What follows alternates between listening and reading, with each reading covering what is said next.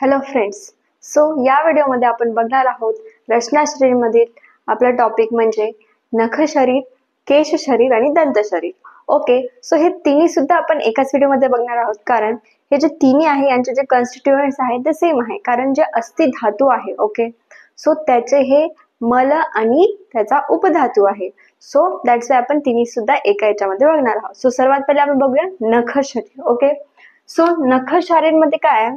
So basically short topic आहे, इतके जास्त डिटेल मध्ये त्याची गरज नाही आहे. ओके, सो बघा त्याची सर्वात पहिले उत्पत्ती, की नखाची उत्पत्ती कशापासून होते. सो बघा, उत्पत्ती कफ पित्त मलायशु प्रस्वेदो नख रोमच, म्हणजे जे कफ आणि पित्त आहे तर त्यांचे जे मल आहे. ओके, तर त्याचा प्रस्वेद काय आहे? नख आणि रोम. त्याचा नख आणि रोम हा त्याचा मल सांगितला आहे. तर बघा, नख ही अस्थि धातूची मल आहे, म्हणजे जो अस्थि धातू आहे, जे आपले बोन्स आहे, सो त्याचा जो मल तयार होतो, आपण बघितलं होतं जेव्हा धातू पोषण न्यायामध्ये जेव्हा धातू तयार होतो, सो त्याच्यासोबत त्याचा मल आणि तो एक प्रसाद भाग सुद्धा तयार होतो.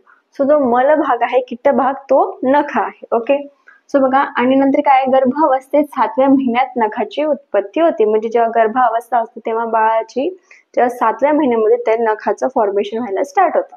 ओके, सो नख म्हणजे बेसिकली जे आपले नेल्स आहेत.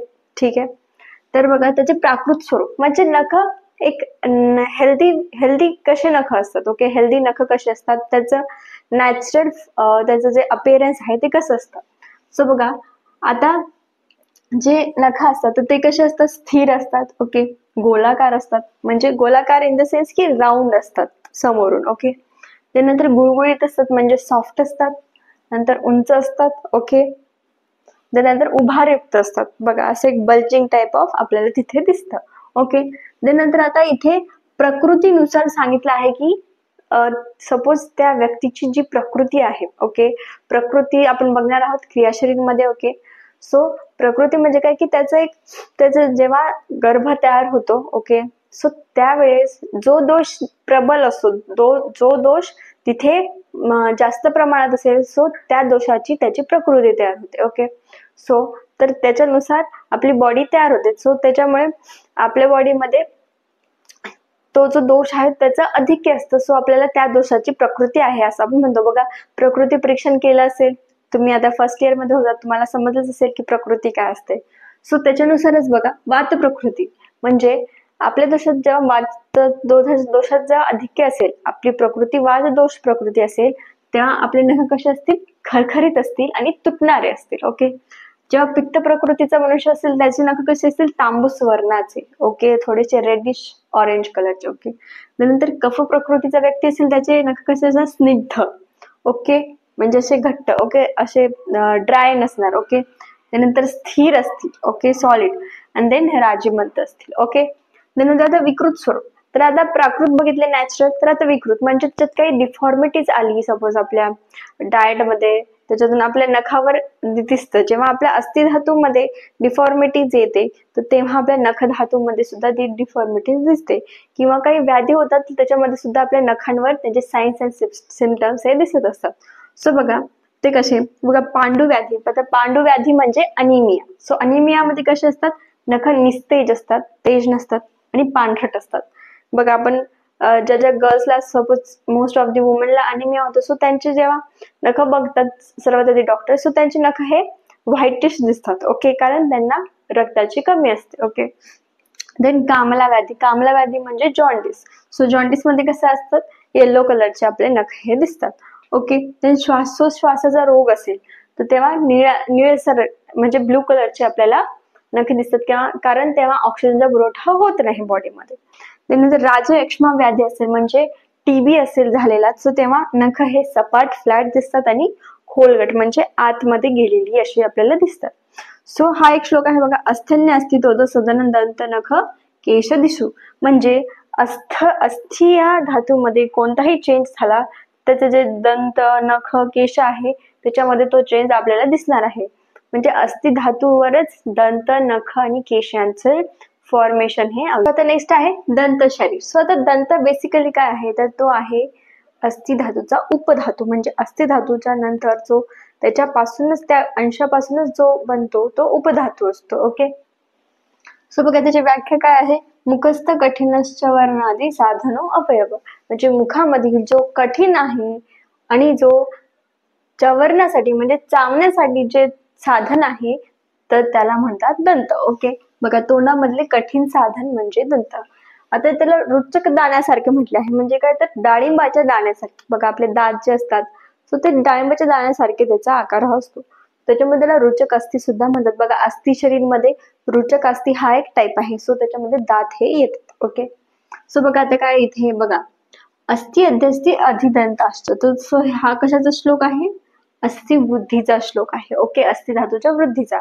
सो बघा जेव्हा अस्थि धातूची वृद्धी होते तेव्हा आपले जे बोन्स आहेत ते एक्स्ट्रा थोडासा एक्स्ट्रा बोन म्हणजे एक्स्ट्रा फॉर्म होतात. ओके, नंतर जे दात आहे ते सुद्धा एक्स्ट्रा फॉर्म होतात जेव्हा अस्थि धातूची वृद्धी होते. ओके, सो दॅट्स वाय हा त्याचा उपधातू आहे, कारण ते डायरेक्ट त्याला एक इम्पॅक्ट पडतो त्याच्यावर. ठीक आहे, नंतर त्याचे प्राकृत स्वरूप एक नॉर्मल नॅचरल त्याचं स्वरूप कसं असलं पाहिजे दातांचं, तर बघा वात प्रकृतीच्या व्यक्तीचं कसे असले पाहिजे दात, म्हणजे दात कसे असतात, ओके लहान असतात त्यांचे दात, अनियमित म्हणजे वाकडे तिकडे असतात, खरखरीत असतात, खरखरीत समजते ना वृक्ष असे, आणि भंगूर म्हणजे तुटलेले असतात. बघा तुम्ही नोटीस केलं असतील कोणाचे असतील असे दात, त्यांची प्रकृती वात आहे. ओके, त्यानंतर पित्त प्रकृतीच्या व्यक्तींचे कसे असतात केस, तर पिवळसर येल्लोइश कलरचे असतात. ओके, आणि अनियमित हे असतात. ओके, देन कफ प्रकृतीच्या व्यक्तीचे केस कसे असतात, ते असतात श्वेत एकदम व्हाईट. ओके,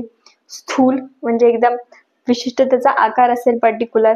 ठीक आहे, आणि नियमित म्हणजे एकसारखे असतात एकदम, म्हणजे आपण त्याला म्हणतो खूप सुंदर दात असतात. सो ते कफ प्रकृतीच्या व्यक्तींचे ते असतात. ओके, त्यानंतर विकृत स्वरूप कसे असते, म्हणजे काही डिफॉर्मिटीज दातांमध्ये केव्हा येतात, तर बघा जेव्हा सामुद्र म्हणजे एकदम असे पातळ असे दात, ते केव्हा असतात जेव्हा दंतक्षय म्हणजे दातांची झीज जेव्हा होते. ओके, किंवा दात किडल्यावर बघा लहान लेकरांचे असे दात असे वाटतात की खूप पातळ आहेत, ते किडलेले दात असतात. ओके, ते संवृत्त टाईपचे असतात, म्हणजे कसं जेव्हा ते अपवित्र म्हणजे ब्रश केला नाही आपण जास्त दिवस, किट्ट साचलं म्हणजे त्यात घाण साचते. ओके, सो जेव्हा कॅव्हिटीज सुद्धा होतात ना, सो ते संवृत्त असे म्हणजे खोल असे म्हणू शकतो. त्यानंतर विवृत्त म्हणजे काय, तर ओठाने पूर्णपणे झाकले. बघा त्याने काय काय जे दात असे बाहेर आलेले असतात. ओके, सो जेव्हा ते ओठ बंद करतात तर ते पूर्ण असे झाकले जातात. ओके, बोलताना सुद्धा ते ओठ त्याच्यामध्ये डिस्टर्बन्स होतो. सो दॅट्स वाय विवृत्त म्हणजे असे गोल दात. ओके, सो असे त्याचे विकृत स्वरूप हे दातांचे आपण बघू शकतो. ओके, सो असं हे टोटल दंतशालीर आहे. इतकं काही याच्यामध्ये डीप मध्ये जायची काही गरज नाही. केशशालीर, सो केश काय आहे बेसिकली, ते आहे अस्थि धातूचा मल. ओके, सो बघूया आपण त्याची उत्पत्ती. सो काय आहे बघा, षष्ठे स्नायू शिरा लोमा बल हर्ष, म्हणजे याच्यात असतील आहे की जेव्हा 6व्या महिन्यामध्ये स्नायूची उत्पत्ती होते, शिराची उत्पत्ती होते, त्याचबरोबर लोमची सुद्धा उत्पत्ती होते. सो लोम म्हणजेच केस. बघा जे लोम असतात म्हणजे आपल्या शरीरावरील केस. ओके, आणि डोक्यावरचे केस वेगळे. ओके, त्यानंतर बघा 6व्या महिन्यात त्याची उत्पत्ती होते, केसांची केव्हा होते 6व्या महिन्यात उत्पत्ती. आणि नंतर काय दिलं तर शुक्र धातूमुळे चेहरा, काख व गुप्तांगावर केस उत्पन्न होतात. बघा जे शुक्र धातू आहे मेल मध्ये असतो, फिमेल मध्ये असतो. ओके, आर्तव आणि शुक्र. सो त्याच्यामुळे काय होतं, हॉर्मोनल चेंजेसमुळे प्युबर्टी मध्ये आपल्याला गुप्तांगावर चेहऱ्यावर हे केस हे येत असतात. ओके, नंतर अस्थि धातूचा मल सांगितला. आता हे इम्पॉर्टंट आहे. तर अस्थि धातूचा मल कोणी सांगितला आहे, तर चरकांनी सांगितला आहे. अस्थि धातूचा मल केश आहे. ओके, पण आता अस्थि धातूचा उपधातू सुद्धा सांगितला आहे, ते कोणी सांगितलं आहे, शारंगधरांनी सांगितलं आहे. सो एमसीक्यू साठी इम्पॉर्टंट आहे. असं विचारू शकतात की अस्थि धातूचा मल केश आहे हे कोणी सांगितलंय, तर आपण लिहिणार शारंगधर. ओके, हे लक्षात ठेवायचं डिफरन्स. पण आपण त्याला मल का म्हणतो, कारण आपण चरकांना एक प्रमाण संहिता म्हणून मानतो त्यामुळे. ठीक आहे, आता याचे प्राकृत स्वरूप कसे असेल, म्हणजे त्याचं एक नॅचरल फॉर्म कसा असेल केसांचा. ओके, नॉर्मल केस कसे असायला पाहिजे, ते गुंतलेले नसावे. ओके, अल्प नसावे म्हणजे खूप कमी केस असतात पातळ केस तसे नसावे, चमकदार असायला हवे, बळकट म्हणजे मजबूत असायला पाहिजे, स्ट्रॉंग, आणि कृष्णवर्ग म्हणजे काळ्या कलरचे असायला पाहिजे. ते नॅचरल आणि नॉर्मल केस हे मानले जातात. त्यानंतर आता बघा रससारते मधील वर्णन. बघा, जे रसधातूची जी रससारता आहे, ओके, सार्थ झाली असेल तुम्हाला, सो त्याच्यामध्ये जे केसाचे वर्णन केलेले आहे, चमकदार असेल, लांब असेल, काळे असेल, ओके, सो तसेच केस हे आपले नॉर्मल असले पाहिजे. त्यानंतर आता विकृत स्वरूप कसे असणार तर केसांचे, तर केस जेव्हा गळतात तेव्हा त्याची विकृती येते, पांढरे पडणे, ओके, आणि तुटणे, ओके, ब्रेक्स होतात. सो ते सुद्धा त्याचे विकृत स्वरूप आहे. सो बघा, आता इथं काय दिले, तर अस्थिधातूचा क्षय झाल्यावर केसावर परिणाम दिसतो. का? कारण अस्थिधातूचा मल आहे केश. सो जेव्हा कधी सुद्धा आपले जे बोन्स आहे, अस्थि आहे, सो त्यांचे जेव्हा क्षय होईल, ओके, ते कमी फॉर्म होतील, तेव्हा डायरेक्ट आपल्या केसांवर त्याचा रिझल्ट दिसेल. म्हणजे आपले केस गळायला लागतील, केस तुटायला लागतील, ओके. सो हे त्याचे लक्षण आपल्या केसांवर हे डायरेक्ट हे दिसणार आहे. कारण हा अस्थिधातूचा मल आहे, कारण धातूपासूनच त्याचा मल तयार होणार आहे, ओके. सो हे असं केश शरीर आहे. सो असं नख, दंत, केश तिन्ही शरीर झालेले आहे, ओके. याचे नोट्स अवेलेबल आहेत, तुम्हाला पाहिजे असतील तर खाली स्क्रीनवर नंबर दिलेला आहे, तिथे मला व्हॉट्सअप करा, ओके. अँड देन काही डाऊट्स असतील मला विचारू शकतात, ओके. श्लोका डायरी सुद्धा विकत घ्या, ओके. आणि तुमचा आता एक्झाम असेल ज्यांची, ओके, आता युनिव्हर्सिटी, त्यांच्यासाठी ऑल द बेस्ट. लाईक करा, शेअर करा आणि सबस्क्राईब करा. थँक्यू.